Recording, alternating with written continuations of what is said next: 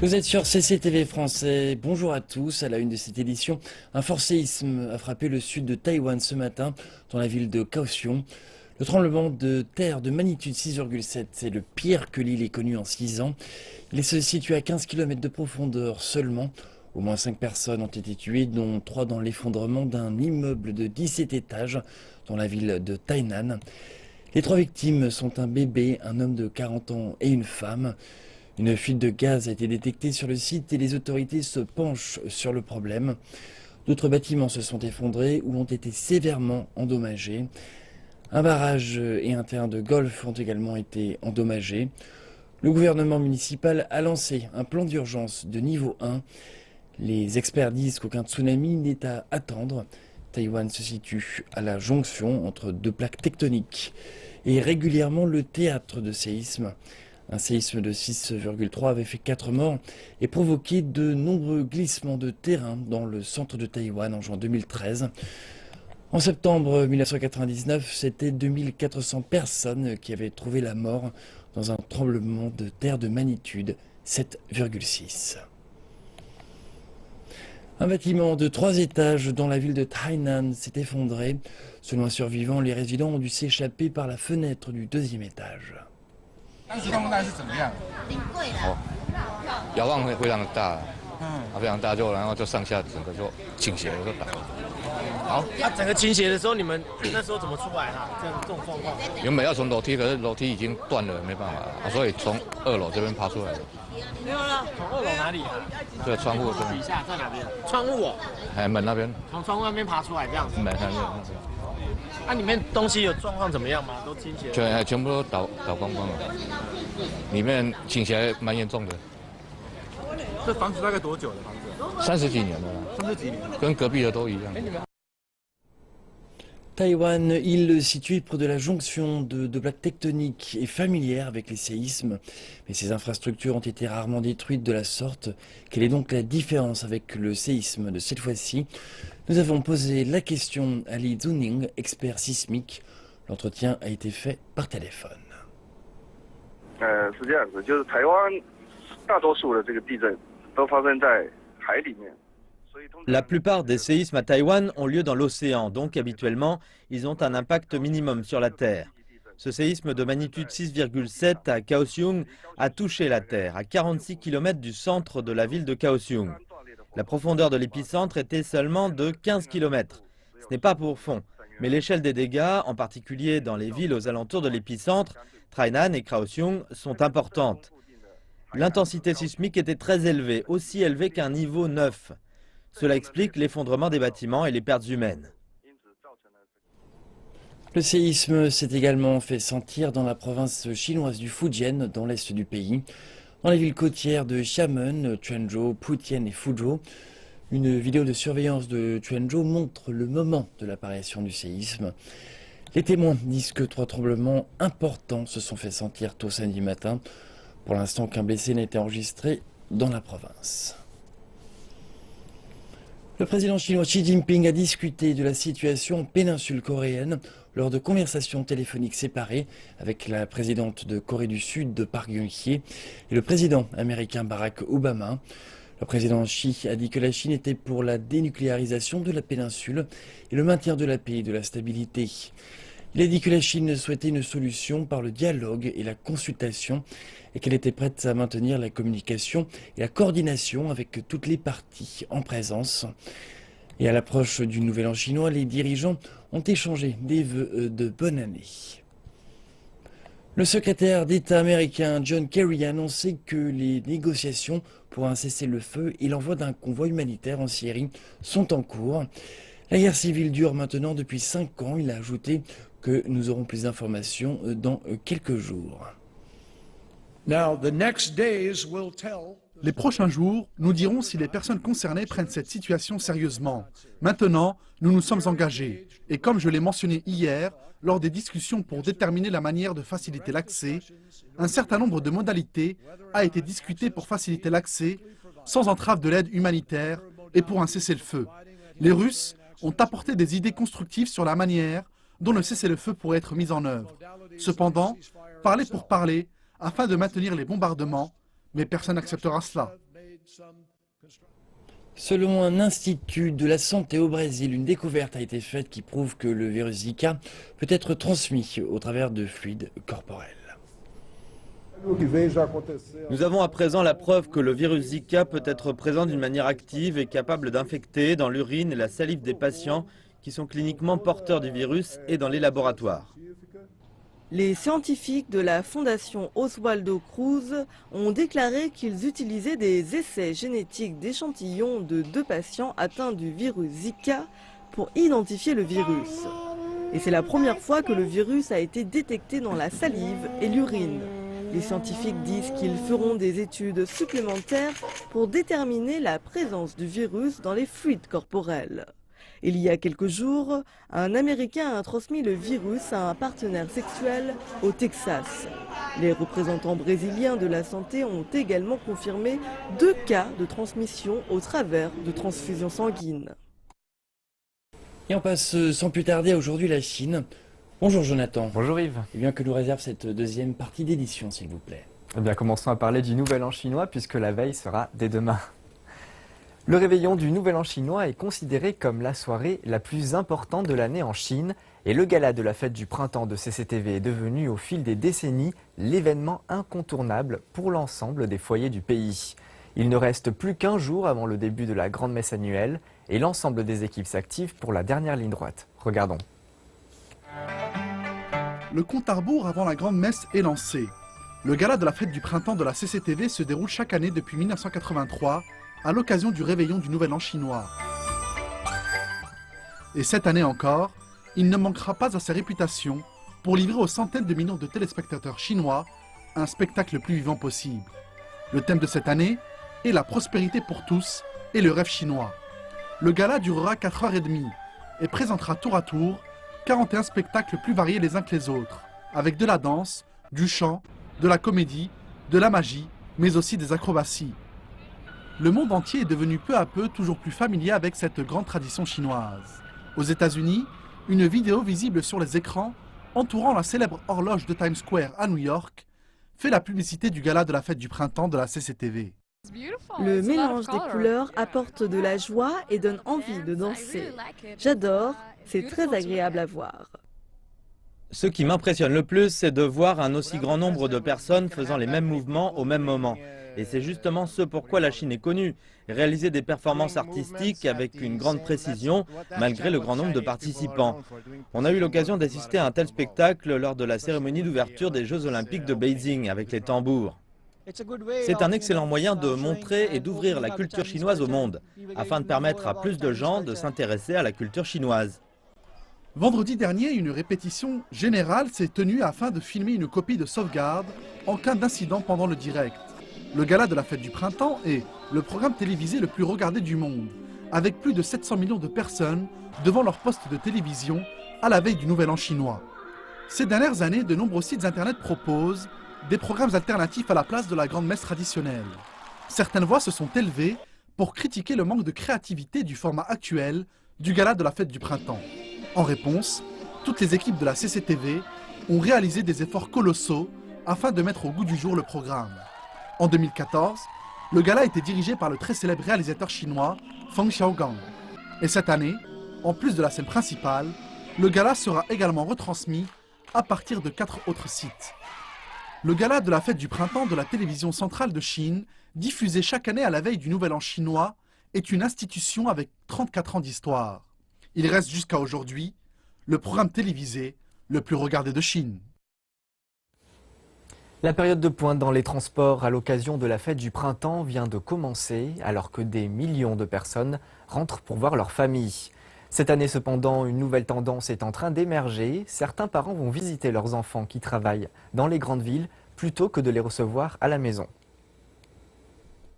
Wei Banhu est un ouvrier retraité qui vit à Nanjing. D'habitude, ses 2 enfants reviennent à Nanjing pour le Nouvel An chinois. Mais cette année, M. Wei est venu à Shanghai parce qu'il pense que c'est plus pratique. La raison principale, c'est que c'est beaucoup plus facile d'acheter un billet de train de Nanjing à Shanghai que l'inverse. Puisque mes 2 enfants sont à Shanghai, c'est plus pratique de venir les visiter ici. Pour mieux faire face aux besoins des gens comme M. Wei qui veulent éviter la cohue de la fête du printemps et qui veulent quand même célébrer avec leurs enfants dans les grandes villes, les responsables des chemins de fer de Xi'an ont ajouté 34 trains cette année pour les destinations comme Beijing, Shanghai et Guangzhou. Quelques compagnies aériennes offrent même des billets à rabais pour ces passagers. Par exemple, des allées simples au départ de quelques plus petites villes vers Guangzhou peuvent maintenant coûter seulement environ 300 yuan, c'est-à-dire de 60 à 80% moins cher que d'habitude. Depuis cette année, le nombre de réservations des billets au départ de villes de deuxième et troisième tiers ont augmenté d'environ 40%. Le nombre de réservations pour les vols comme Chengdu-Shanghai ont bondi de 60%. Alors, on me dit que la tendance est assez forte. Cependant, les opinions sont partagées chez les jeunes au sujet de cette tendance. Idéalement, j'aimerais bien que mes parents passent le Nouvel An à Shanghai. Je pourrais même les amener voir les sites touristiques. Et en plus, c'est plus facile d'acheter des billets. Je préfère retourner à la maison pour célébrer la fête du printemps. C'est une autre atmosphère. Si mes parents viennent me visiter, je devrais organiser plein de trucs, ce qui demande un peu de temps.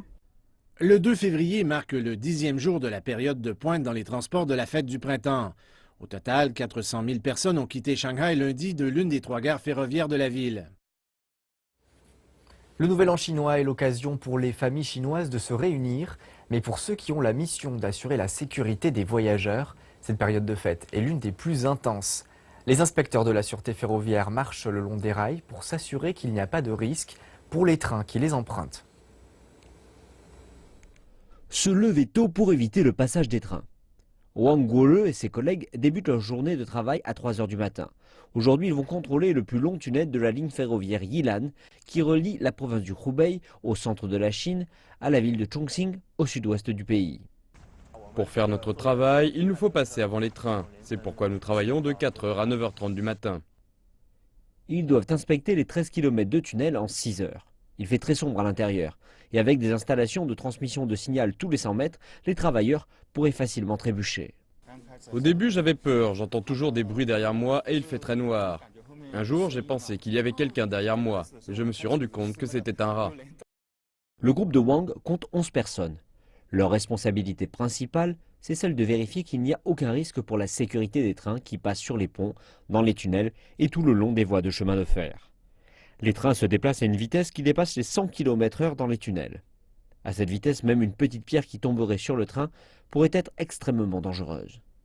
Le son d'un fort klaxon indique qu'un train approche. Les inspecteurs doivent alors se réfugier dans un compartiment spécialement conçu pour les accueillir.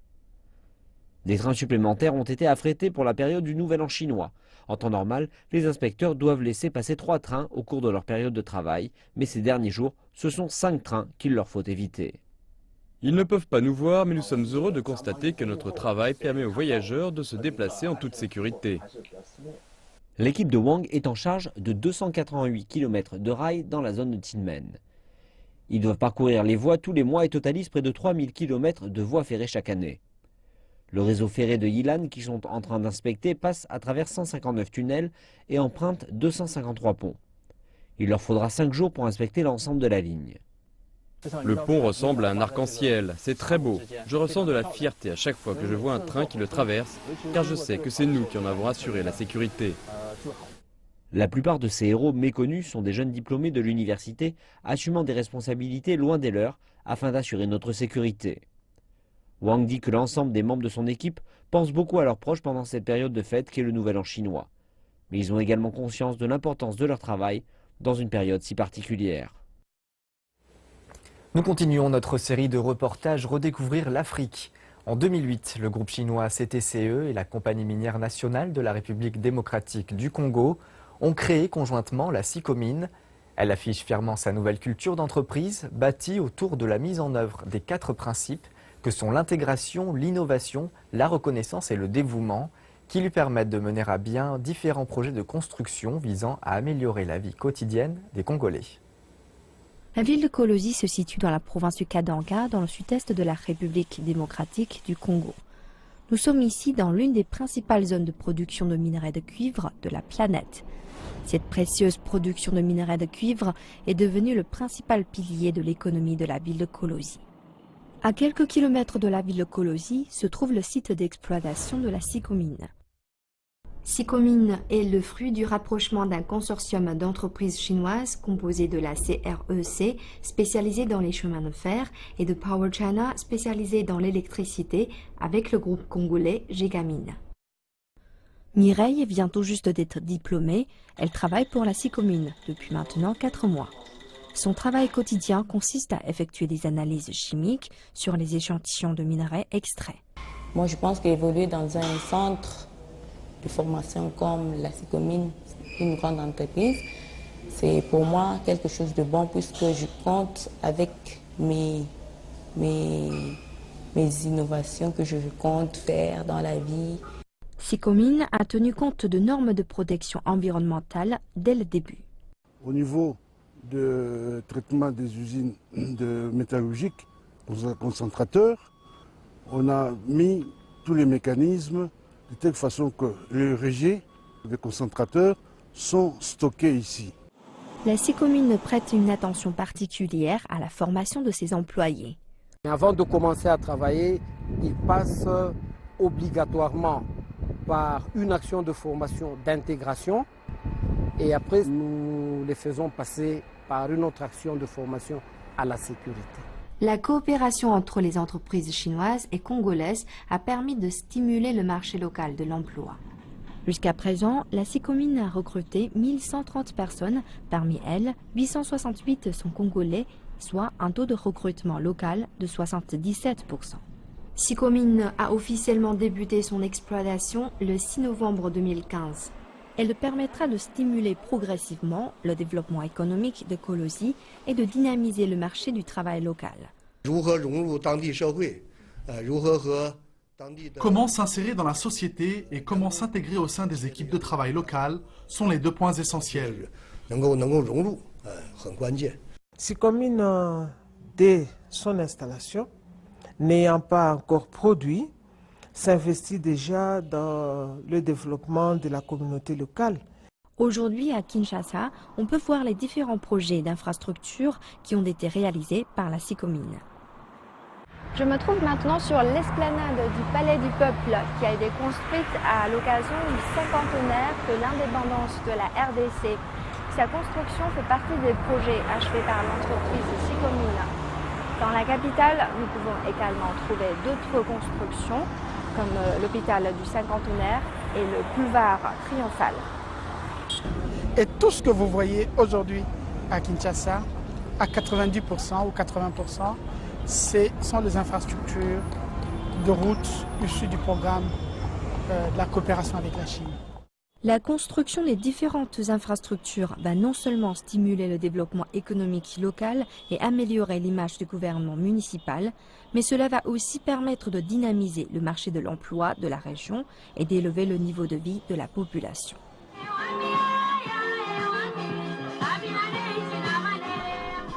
Les entreprises chinoises participent activement à des activités locales d'intérêt public.